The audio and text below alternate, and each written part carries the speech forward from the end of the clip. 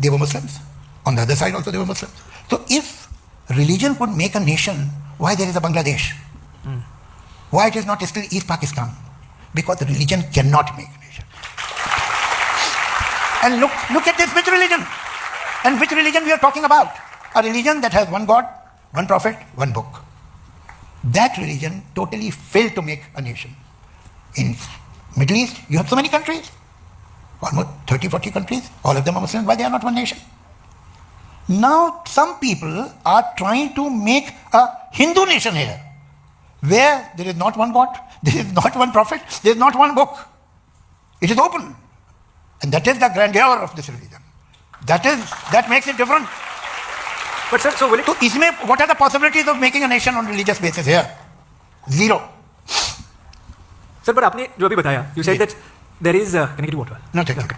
So आपने जो बताया that there are people जो यहाँ हिंदू नेशन जैसे बनाना चाहते हैं, जिसमें there are many gods, there is diverse faith, it's Sanatan Dharma, accepting of everybody.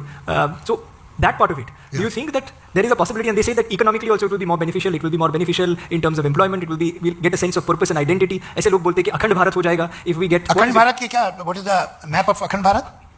This has become a reverse conversation. But No, but you said Akhand Bharat, so I should understand what you mean by Akhand Bharat. The Bharat that we have today is Akhand. But if you have any other definition of Akhand Bharat, ho jayega.